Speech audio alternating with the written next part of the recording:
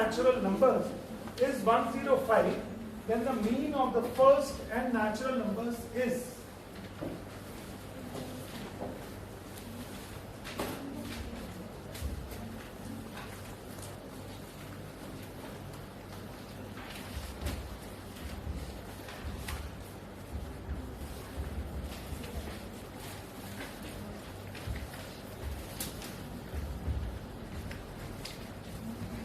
चलो देखो इस क्वेश्चन को करने के लिए कुछ स्पेशल फॉर्मूले लगाने पड़ेंगे, सिलेबस से बहुत दूर है लेकिन फिर भी देखो। एक फॉर्मूला होता है 1 + 2 + 3 + 4 अप टू n। इसका फॉर्मूला होता है n × n + 1/2। याद आ रहा है कुछ? फिर एक और फॉर्मूला होता है 1² + 2² + 3² + 4² till n², that is n × n + 1 × 2n + 1 upon 6। n × n + 1 × 2n + 1 upon 6 ये फॉर्मूला लर्न कीजिए आप। दोनों को दोनों लर्न कर लीजिए फटाफट, फर्स्ट एंड सेकंड। एक ही रह गया वो और लर्न कर लो।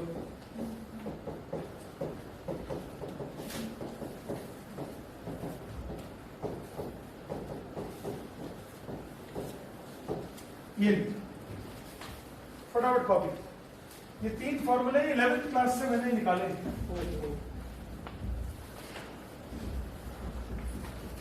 मैं बता दूं कि हम लोग 11th में पढ़ाते हैं।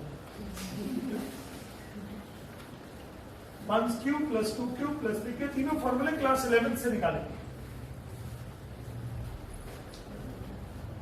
जैसे एपी है ना आप लोग यहाँ पे, ऐसे 11th में काफी बड़ा टॉपिक है।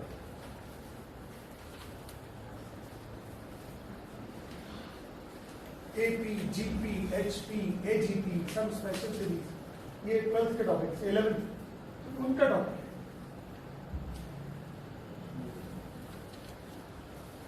ओके, फॉर्मूले 1 से लेकर n तक का एडिशन चाहिए तो n × n + 1/2, 1² 2² 3² up to n² चाहिए तो n × n + 1 × 2n + 1/6। फिर 1³ + 2³ + 3³ अप टू n³ चाहिए तो n × n + 1/2 the whole square. अब ये वाला क्वेश्चन देखिए। पहली बात, if the mean of the squares of the n natural number is 105, यानी mean of the squares of the first n natural number, तो ये 2², 3² और टिल n², इन सब का जो मीन है ना वो कितना है? 105। इन सब का जो मीन है वो कितना है? 105। ऐसा क्वेश्चन में गिवन। फिर आपको पूछा है, इसको नंबर 1 ले लीजिए। आपको पूछा है what is the mean of the first n natural numbers. तो first n natural numbers 1 + 2 + 3 + 4 till n upon n। क्या इसकी वैल्यू पूछी आपको? 1 से लेकर n तक का addition divided by n, mean तो ऐसे निकालोगे ना। n नेचुरल नंबर्स का मीन कैसे निकालोगे? 1 से लेकर n तक का एडिशन अपॉन n। तो ये आपको पूछा है, तो मैंने क्या किया, इन दोनों को डिवाइड किया। तो जब इन दोनों को डिवाइड कर दिया, फर्स्ट एंड सेकंड को डिवाइड कर दिया, तो ये आ गया 1² + 2² + 3² till n² upon n whole upon 1 + 2 + 3 + 4 till n upon n isn't it equal to 105 upon x। ये बताओ वैल्यू किसकी निकालनी है? x की वैल्यू निकालनी, x की। अच्छा, एक इंपॉर्टेंट बात ये हो रही है कि n इसमें नहीं पता लग रहा कितना है। ठीक है, चलो यहां देखो, 1 से लेकर n तक का फॉर्मूला होता है n × n + 1 × 2n + 1 अपॉन 6 और upon n is equal to 105। देखो सही दिखा क्या मैंने? 1² + 2² + n² तक का फॉर्मूला n × n + 1 × 2n + 1 और अपॉन में कितना हो गया? 6 और अपॉन में n। तो चलो अब ये n गेट कैंसल्ड आउट, इसको मल्टीप्लाई कर लो। 2n² + 2n + n + 1 is equal to 630 cross multiplication. तो ये हो जाएगा 2n² + 3n और -629 इज 0। अब क्या n की वैल्यू निकाल लोगे? n की वैल्यू निकाल दोगे इससे? आप निकाल दो n की वैल्यू कितनी आएगी?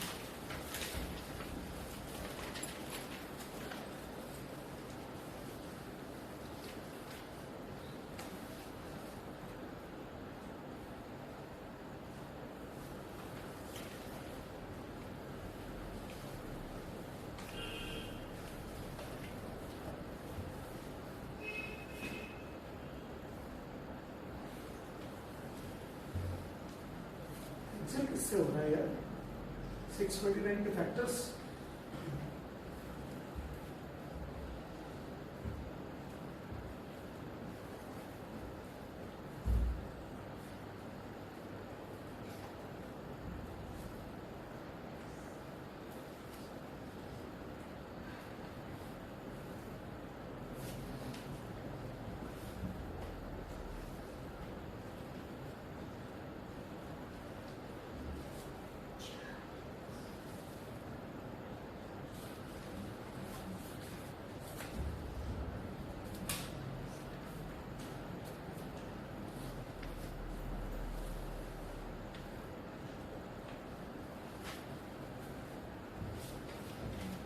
सेवनटीन से जा रहे थे 629।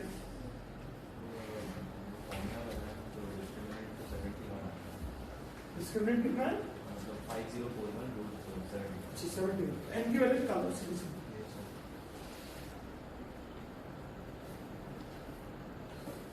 To n square plus 3n minus 629। 629 into 2 और 17 is a 51 into 7 into 17 into 14 आ गया है।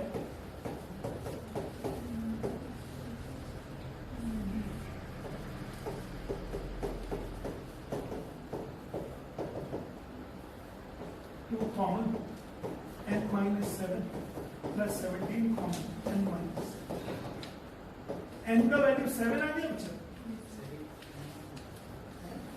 17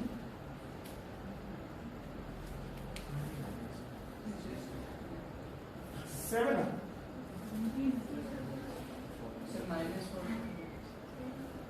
मैं गलत कर दिया क्या?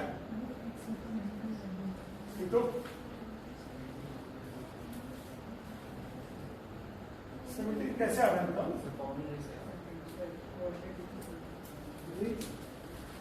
इसमें डिस्क्रिमिनेंट 17 का स्क्वायर आ रहा है। 71। हाँ, तो आपने कैसे निकाला होगा? n is equal to -3 plus -71 upon 4 -3 plus ले लूंगा तो 71 68 हो गया ना। हाँ यार ये तो अलग अलग हो गया। लेकिन मेरी क्या गलती है? आंसर तो सेम ही है बस।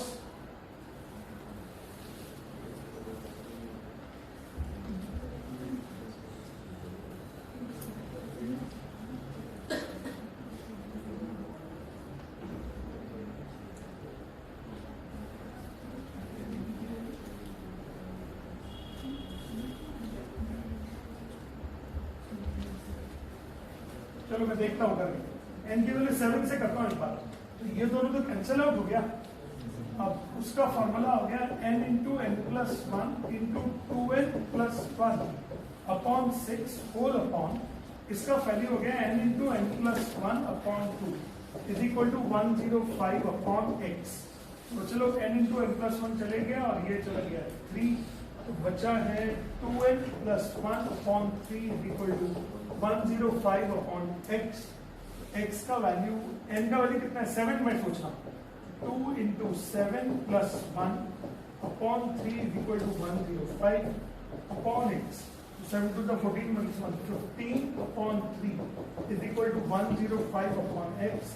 तो ये 5 हो गया। x का वैल्यू हो गया 21। देखो ऑप्शन है कुछ?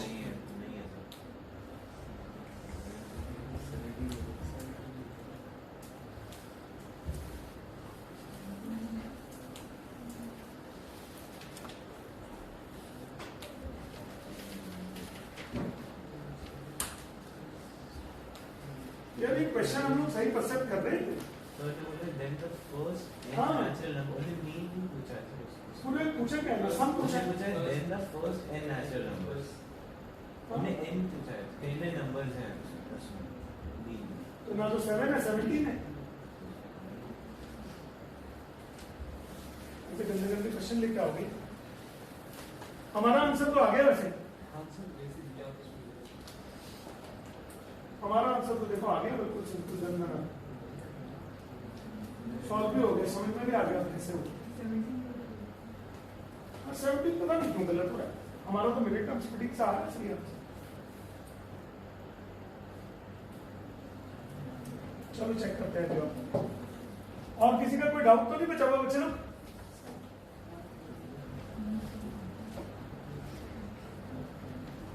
अच्छा हुआ वो तो मैं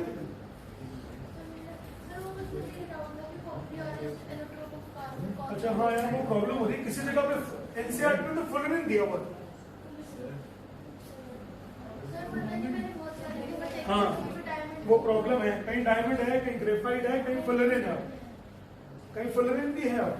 fullerene is the purest form of carbon. उसमें n की वैल्यू 17 आ गई तो x की 9 ऐसे कुछ नहीं होगा।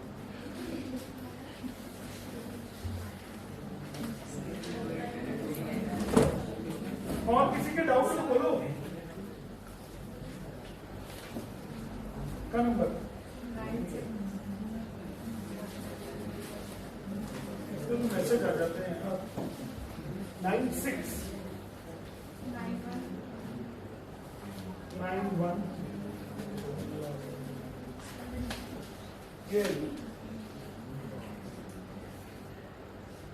9691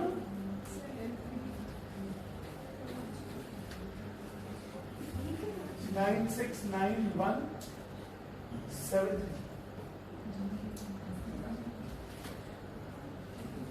ये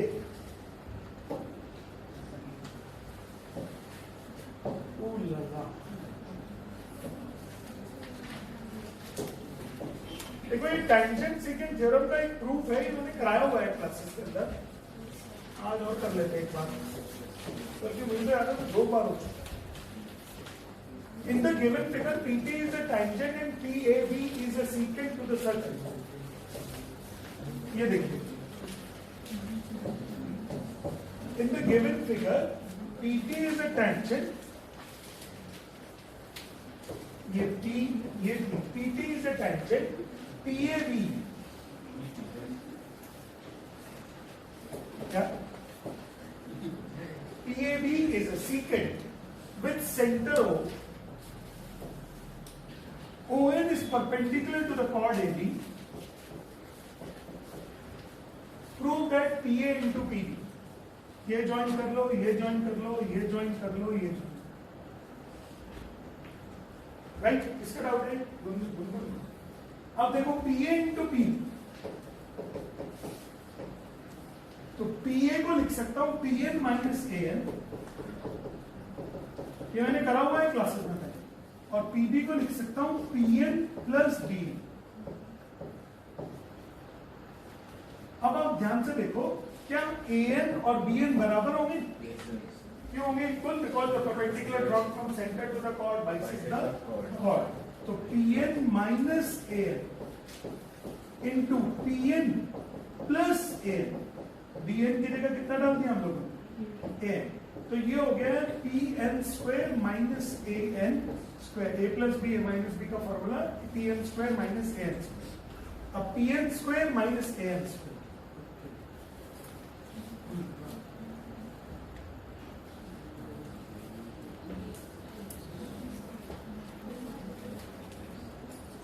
ये तो प्रूव हो गया।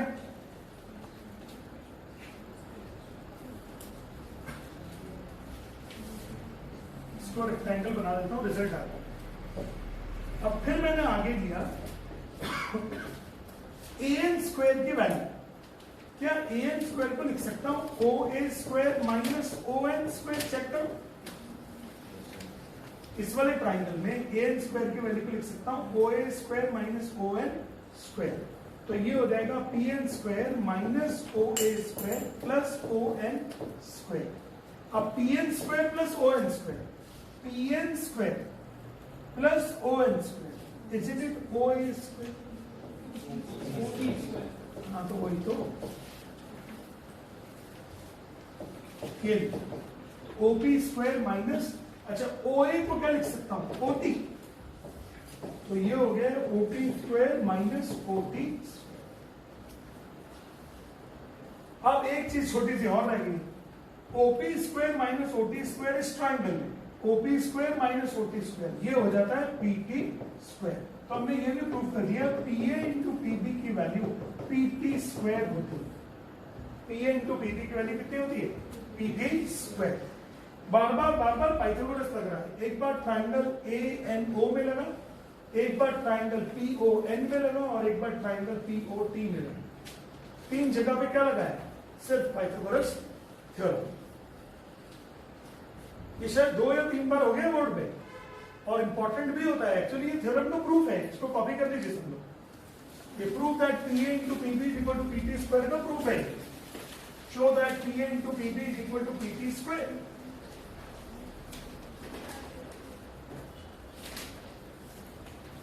Show that PA into PB is equal to PT square.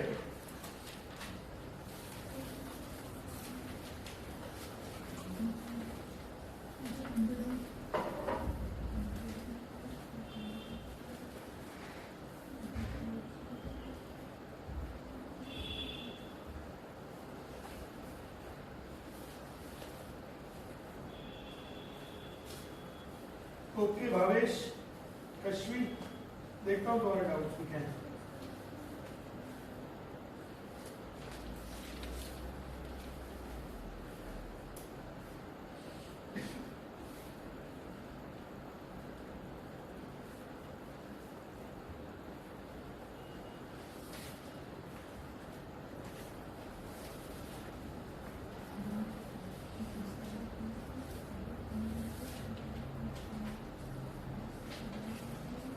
Pythagoras देखना ना कहाँ लगी हुई है।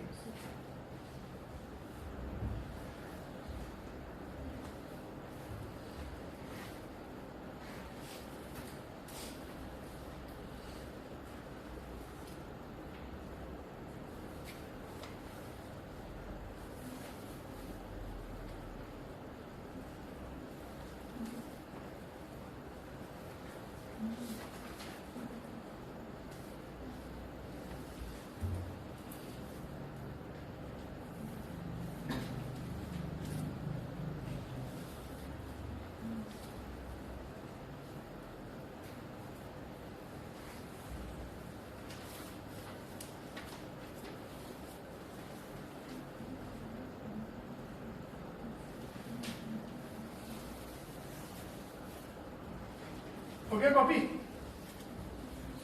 पीए into PB is equal to PT square tangent secant theorem को प्रूव हो गया। ये हो गई टांजेंट और ये हो गई सीकेंट। कुछ लोग सेकेंड भी बोलते हैं, सेकेंड सीकेंट व्हाटएवर है।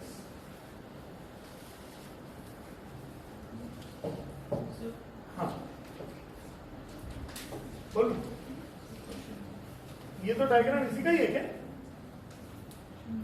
ये डायग्राम इसी का ही ओके ठीक है डाउट है?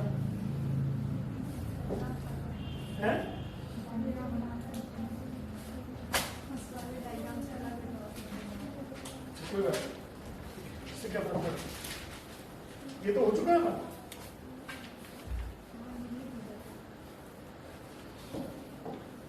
अच्छा चलिए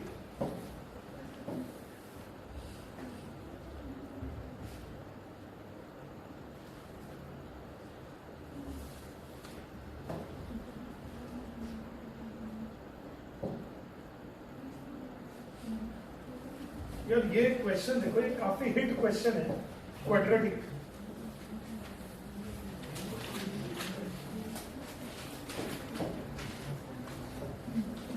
देखिएगा प्लीज, ये 2-3 लोगों ने भेजा है मुझे, कुछ लोगों ने इसको एन करके भी भेजा है, एल एन एन करके भी भेजा है इसी क्वेश्चन। ये काफी हिट क्वेश्चन है क्वाड्रेटिक का और आने वाला क्वेश्चन है, अच्छा क्वेश्चन, एक बार देख लीजिए।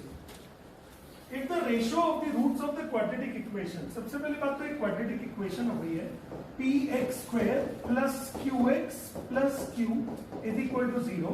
मान लेते हैं उसके रूट्स हैं अल्फा एंड बीटा, तो अल्फा प्लस बीटा कितना हो जाएगा बेटा, माइनस क्यू अपॉन पी, और अल्फा बीटा कितना हो जाएगा बेटा, Q upon P.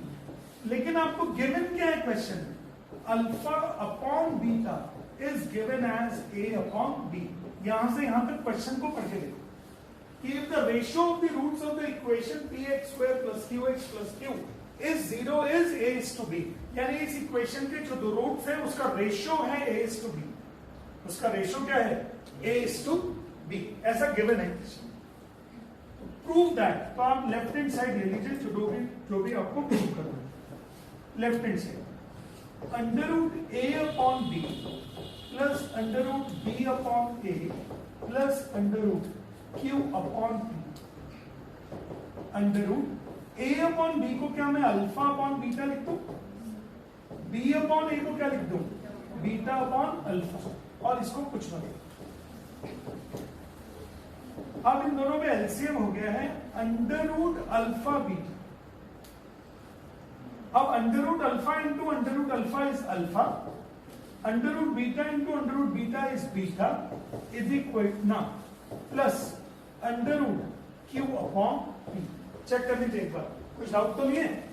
Under root alpha into under root alpha is alpha, under root beta into under root beta is beta, under root alpha beta LCM, और ये हो गया under root q upon P.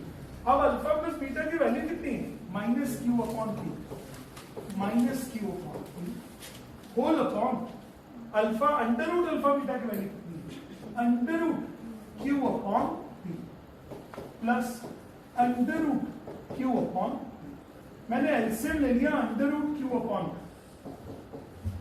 तो यहां हो जाएगा minus q upon p, और under root q by p, under root q by p, ये हो जाएगा क्यू बाई पी।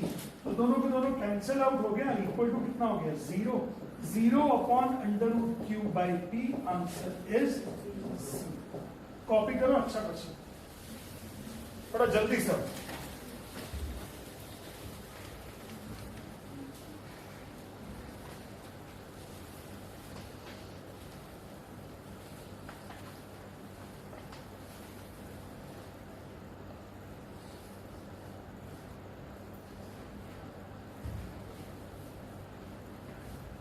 इस क्वेश्चन को अगर आप सिर्फ अपने आप ही ट्राई करोगे तो कई बार थोड़ा मुश्किल सा हो जाता है।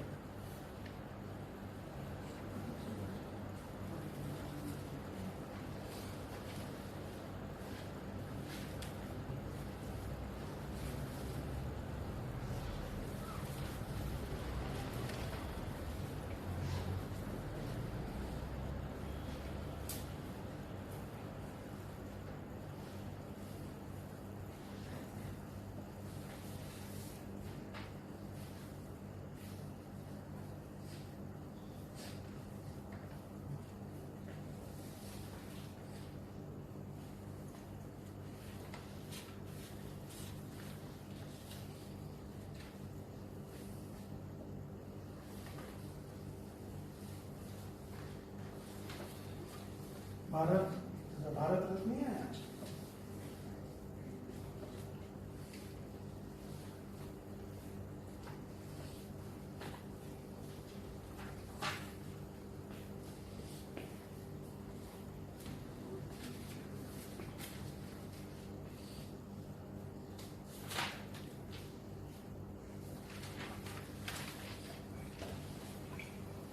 तो जितनी आ रहे समझे Janvi.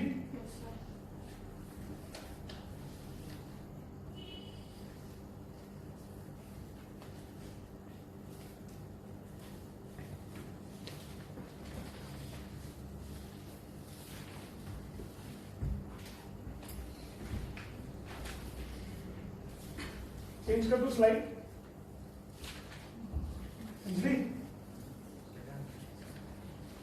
Minus q upon p plus q upon p upon under root q by p, और ये दोनों में दोनों कैंसिल आउट हो गया, आंसर कितना आ गया, 0। इसको 0 ही प्रूव करना। कश्मीर हो गया,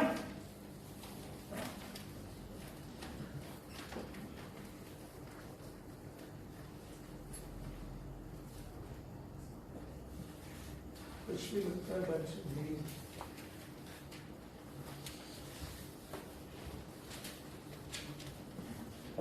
चलिए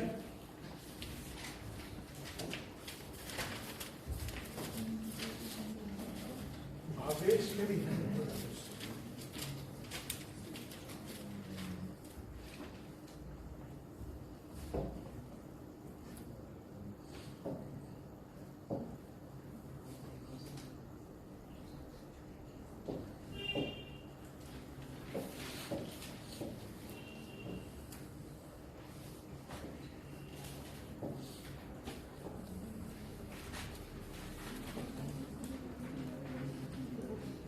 यार ये तो अभी हुआ ना, एक दो दिन पहले। Yes, sir. ये तो एक दो दिन पहले हुआ है। कॉन्स्टिट्यूटेड किलोमीटर स्टोन, इसके अंदर क्या माइल स्टोन था या यही था kilometre stone? Same. Yes, sir. कहीं ऐसा तो नहीं है कि मैंने कर दिया ऑलरेडी वाला क्वेश्चन? ओ भावेश भाई, ये क्वेश्चन हो चुका है क्या शायद?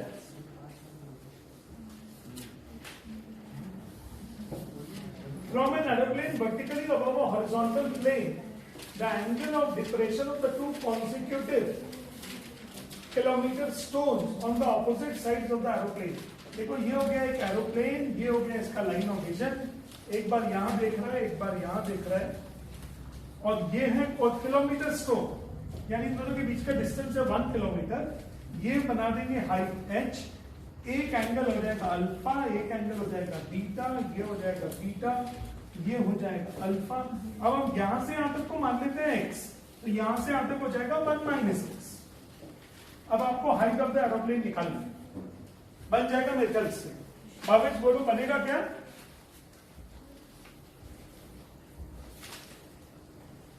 Yes sir. Sir send it again, new question, these questions are done. इतना स्लो क्यों बात करते हो क्या?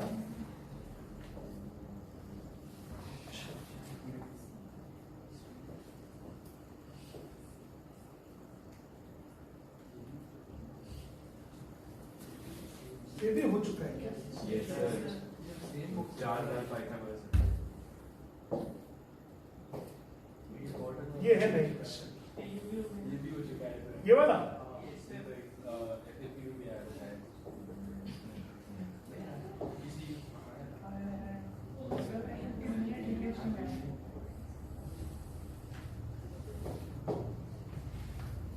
ये लीजिए क्वेश्चन।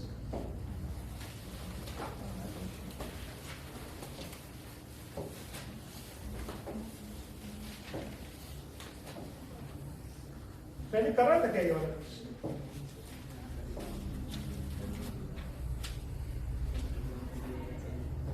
ये लीजिए, in the figure angle BED is equal to angle BDE. PED is equal to BDE. तो ये दोनों इक्वल हो, आराम से सब ये दोनों इक्वल। चल फिर E is the midpoint of BC, तो ये वाला इसके इक्वल भी हो गया। Prove that AF upon CF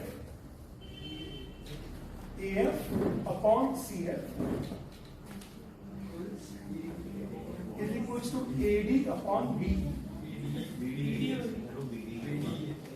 हाँ हाँ, तो करोगे कैसे भाई? सिमिलर हो जाएगी ना, CF भी हो जाएगा क्योंकि ये एंगल BDE और वर्टिकली अपोजिट हो जाएगा।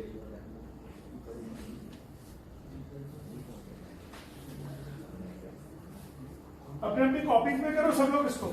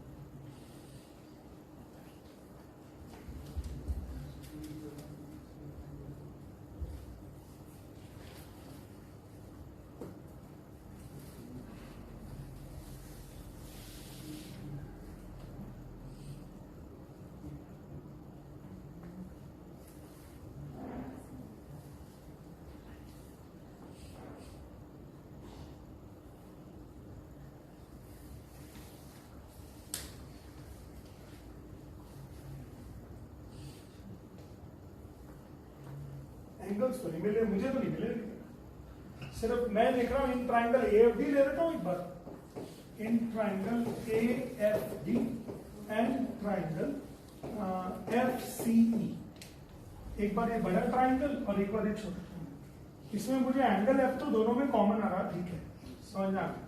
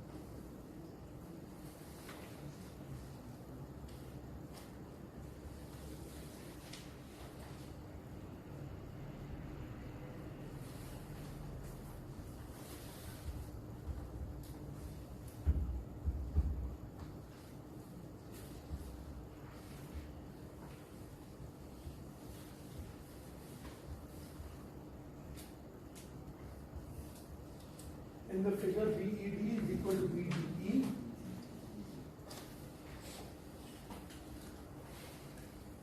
E is the midpoint of BC.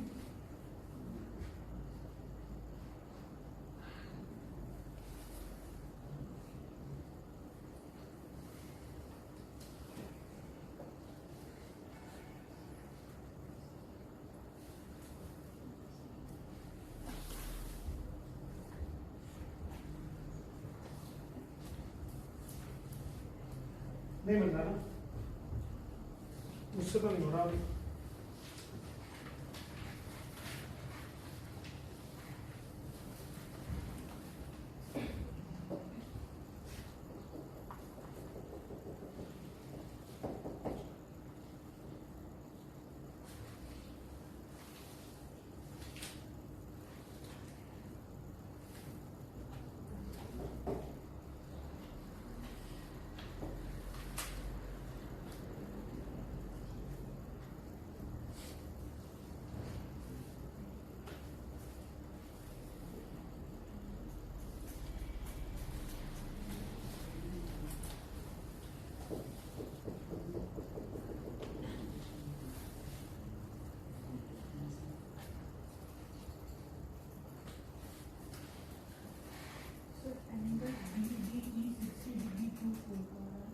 Angle BDE 60 degree, हाँ सर। कैसे? सर पहले angle BDE equals to 180 minus angle D और E, एंगल 1 और 2, और angle B equals to 180 minus A और C भी। तो एंगल D और E equals to angle D plus E equals to angle A plus C। फिर इसके बाद एंगल D और E इक्वल है, तो एंगल D या E कोई भी angle E equals to angle A plus 2 times angle 1 equals to angle A plus angle C। ठीक है, तो angle D equals to angle A plus angle C by 2। अब angle A plus B, angle A plus angle B DE plus angle C equals to 180 degree.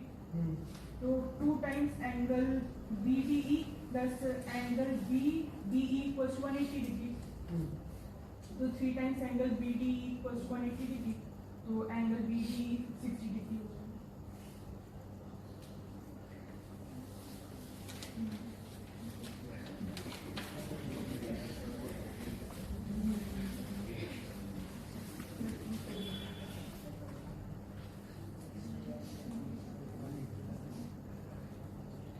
अरे भावेश कुछ construction है क्या इसमें यार?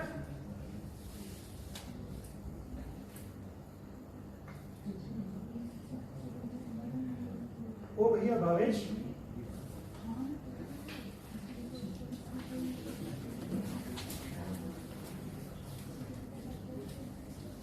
क्वेश्चन सही है पक्का?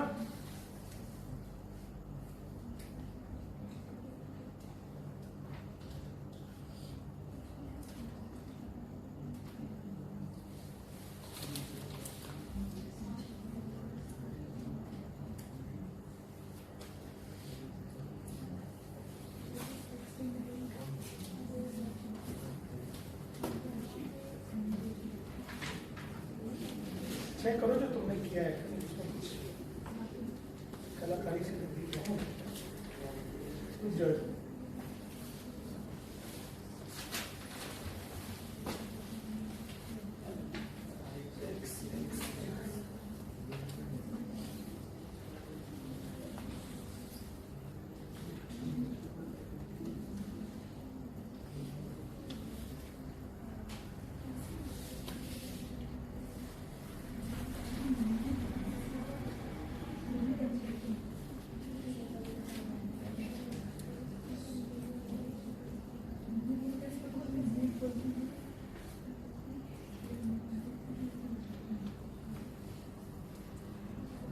अगर सर एंगल से प्रॉपर्टी लगा रहे हैं बीच छोटे और बड़े ट्रायंगल सर एंगल भी तो कट करा देंगे समय नहीं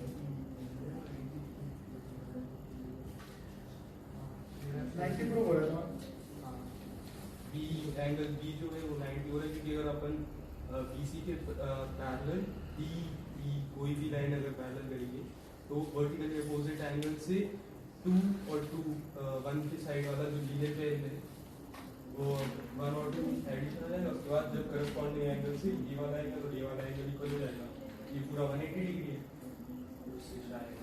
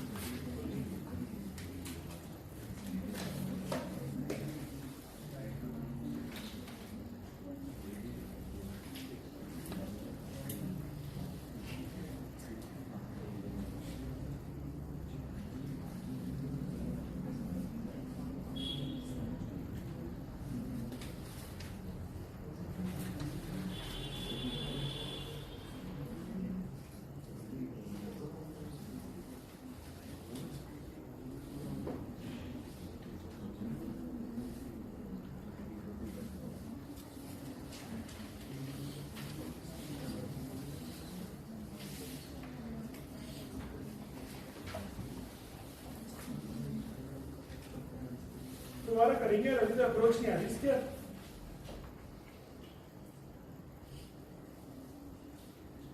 कोई पार्ट में क्वेश्चन तो छोड़ तो नहीं रहे angle B E D is equal to angle B D ठीक है ये दोनों इक्वल हो गए सब 1 and 2 इक्वल हो गए E is the mid point okay और फिर A F upon F C is equal to A D upon BE BE को बीडी भी लिख सकते हैं और बीडी की जगह सीई भी लिख सकते हैं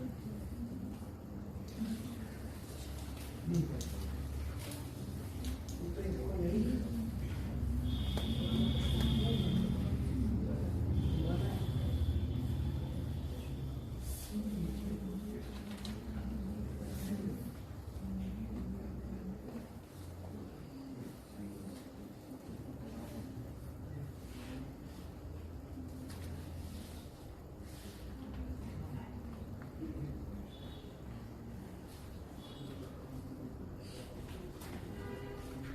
भावेश यार एक बार क्वेश्चन चेक कर ले यार बहुत देर चुकी हो गई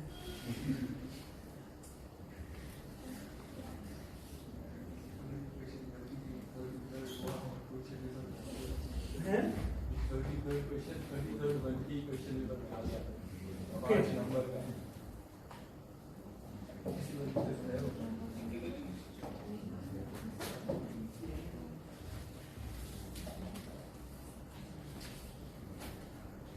angle BED is equal to angle BDE.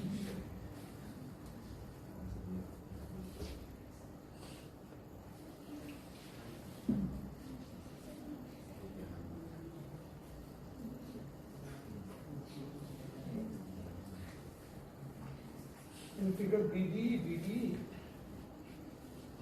question the same here. AF upon CF is equal to AD upon B.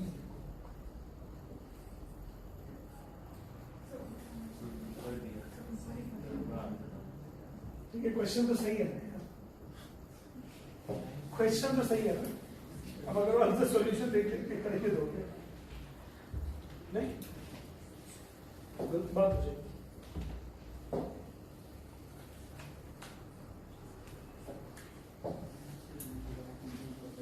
Note मत करना इसमें, है ना? तुम लोग इतना अपना वाला डीपीएस की करते। अब ये दोनों होगी पैरेलल, ये मिड पॉइंट है, ये इसके पैरेलल है, फिर ये भी मिड पॉइंट हो गया, ये दोनों इक्वल हो गए, ये इसके इक्वल हो गए। अब ये दोनों पैरेलल हुई, this is equal to this, 4 is equal to 5.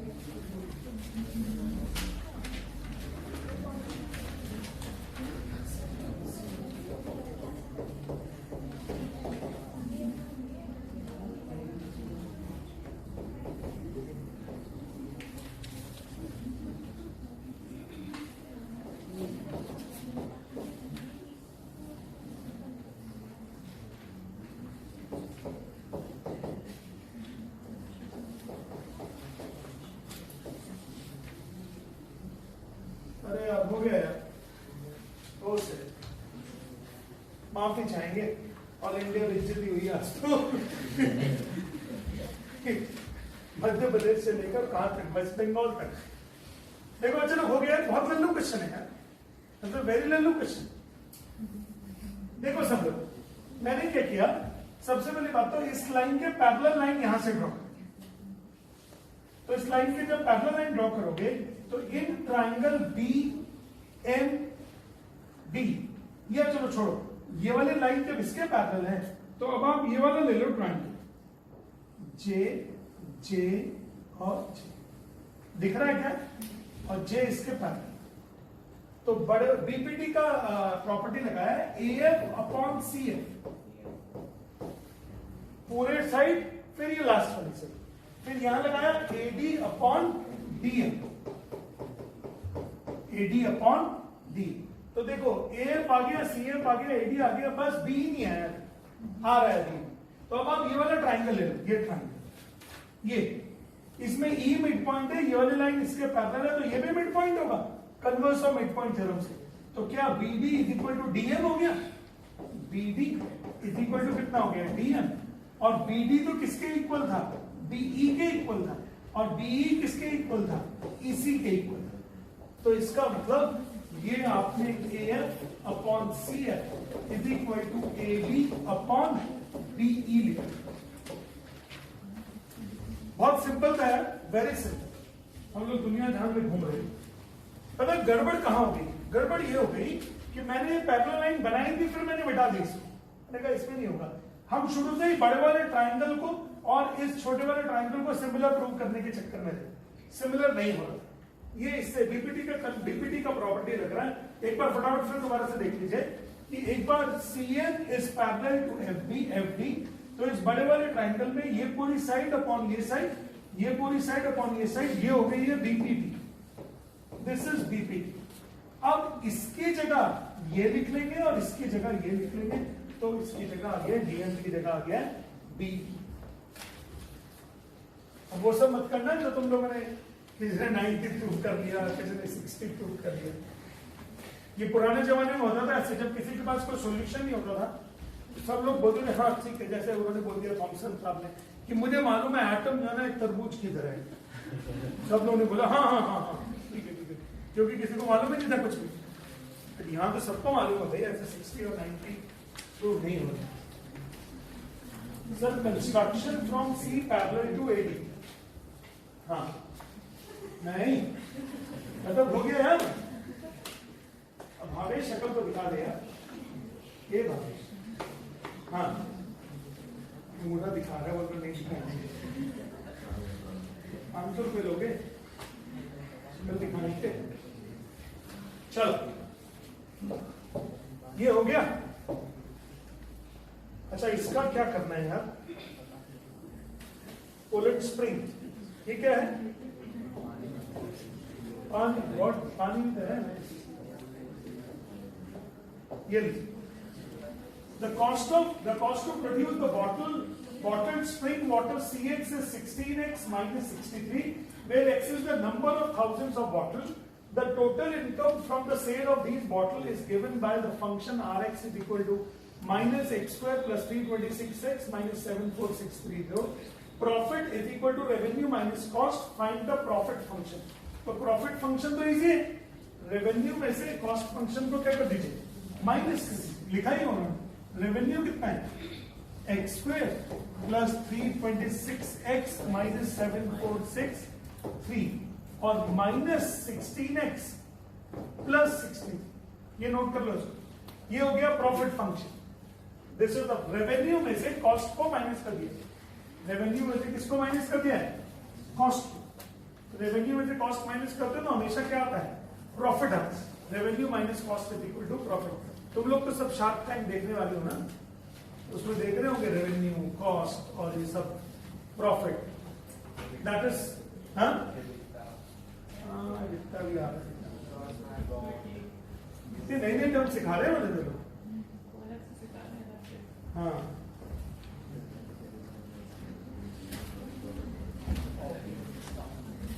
मुझे इस बात की खुशी है कि तुम लोग कभी मतलब किसी भी डर्टी सीरियल्स में तो नहीं फंसते तुम लोग। तो अपना ये जो देख रहे हो शार्क टैंक, चलो, और जब शार्क टैंक देखते होंगे तो ऐसा 10% तो ब्लड प्रेशर ऊपर हो जाता है, वो पक्की बात है। 10% तो ब्लड प्रेशर ऊपर मैं भी करूंगा, कुछ करूंगा, फिर जैसे वो बंद हुआ बस फिर क्या करूंगा? मोबाइल खोलूंगा बस। सबसे ज्यादा मेहनत आपकी ये उंगली कर रही है मोबाइल में, सबसे ज्यादा वर्किंग पूरे दिन। हाँ, अच्छा तुमसे करते हो? हमारी छोटी वाली भी हो जाता है, गैप हो गया है, वो फटी पड़ गई। काफी शिद्दत से आपने यूज कर लिया मोबाइल। अच्छा, how many bottle sold to produce the maximum profit? Okay, तो चलो प्रॉफिट कितना हो गया? प्रॉफिट हो गया माइनस एक्स स्क्वायर और 326x और माइनस 16x। देखना कितना हो गया? 16 मतलब 310x और माइनस 647400। अब इधर देखो, प्रॉफिट तो आपको मैक्सिमाइज कब होगा प्रॉफिट? जब आप उसके कंप्लीट होल स्क्वायर में बदल दोगे। जब आप इसको कंप्लीट स्क्वायर में चेंज कर दोगे then you will be getting the maximum profit. अब मैक्सिमम प्रॉफिट निकालने के लिए क्या करना पड़ेगा? सुनिएगा ध्यान से। मैंने क्या किया, माइनस तो कॉमन ले लिया, x square minus 310x plus 7400। Actually क्या होता था पहले, एक टॉपिक होता था कंप्लीटिंग स्क्वायर मेथड, वो इन लोगों ने सिलेबस से तो डिलीट कर दिया, लेकिन भाई साहब ये टॉपिक्स में डाल दिया, खतरनाक। एक्स स्क्वायर माइनस 2 इंटू ये कितना हो गया? 155 हो गया क्या बेटा? अब इसको 155 द होल स्क्वायर ऐड करेंगे, 155 द होल स्क्वायर सब्ट्रैक्ट करेंगे और 7400 करेंगे, तो ये हो गया minus x minus 155 the whole square. यहां से लेके यहां तक तो होल स्क्वायर हो, minus minus plus 155 the whole square और माइनस 7400 ब्रैकेट खोलने के बाद तो प्रॉफिट हो गया है। जरा इसको माइनस करके बताना, 155 का स्क्वायर करो और 7400 को माइनस करो। 155 का स्क्वायर एंड 7400 को माइनस करो।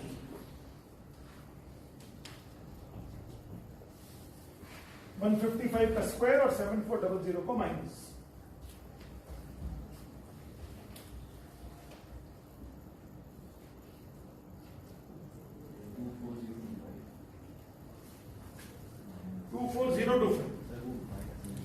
हाँ,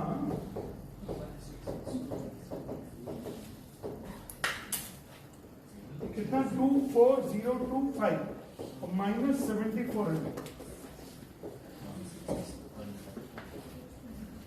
प्रॉफिट हो जाएगा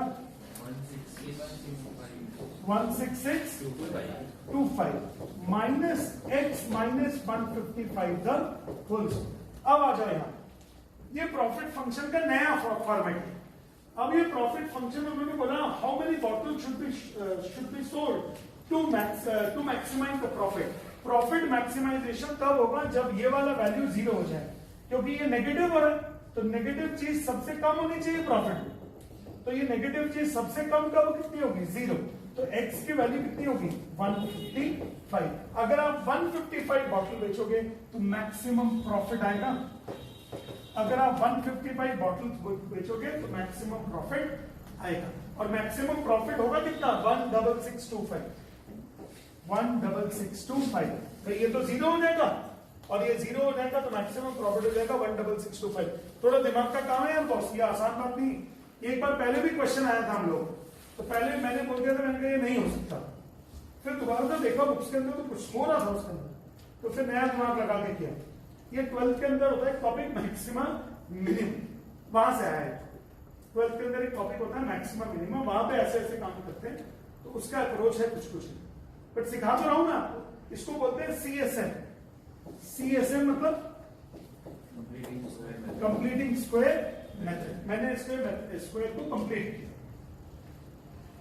If to find the profit when 245,000 bottles were sold, तो आप x की वैल्यू 245 डाल दीजिएगा, प्रॉफिट आएगा।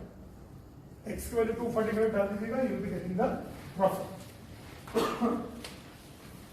कर लोगे इसको तो अभी, यार इसको आपको प्रैक्टिस करना पड़ेगा। You need to practice।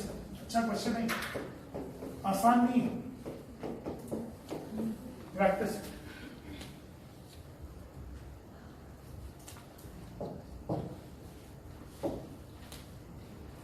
Okay.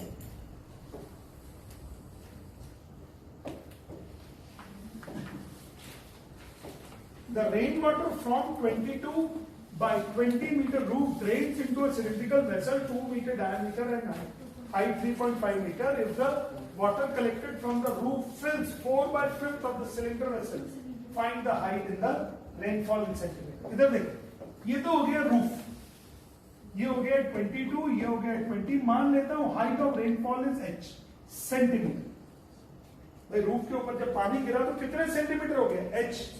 अब ये पानी आपने डाल दिया एक सिलेंडर के अंदर, और सिलेंडर में 4 by 5th of the volume fill हो गया, तो ये वॉल्यूम इज इक्वल टू ये वॉल्यूम हो जाएगा ना।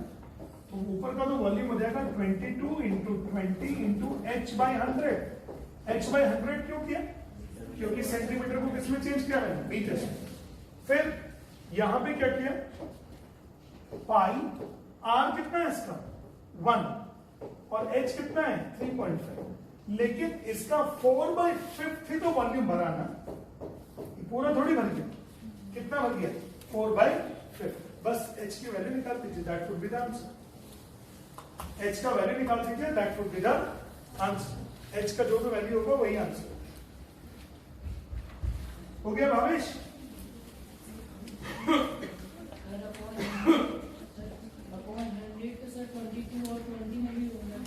बेटा ये ऑलरेडी मीटर में है ना, खैर ना, ये ऑलरेडी मीटर में है ना। h को हमने सेंटीमीटर में माना। देखो मैंने लिखा ना h सेंटीमीटर, भाई छत पे जो पानी भरता है वो सेंटीमीटर में ही होगा ना, मीटर में तो नहीं होगा कि 25 मीटर भर गई छत में। चलो आगे और डाउट्स लूंगा मंडे को बच्चे लोग। Till then keep practicing. हमारा नेक्स्ट एफएलपी है कब? 22 डन। परसों लूंगा अभी और डाउट्स।